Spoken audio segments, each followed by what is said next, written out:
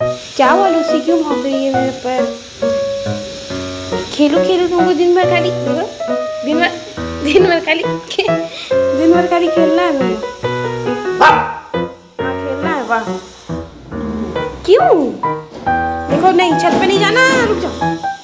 क्या क्या कर रही, कुछ भी? अरे क्या? अरे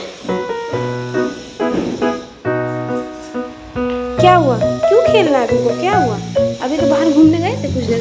अरे अरे क्या हो रहा है? आशा आओ, इधर आओ मेरे पास। अच्छा मेरे पास तो आओ आओ आओ।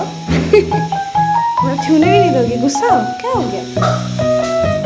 तो भाई तुम्हारे बिना कोई कहीं जाए नहीं? क्यों ना जाए तुम्हारे बिना?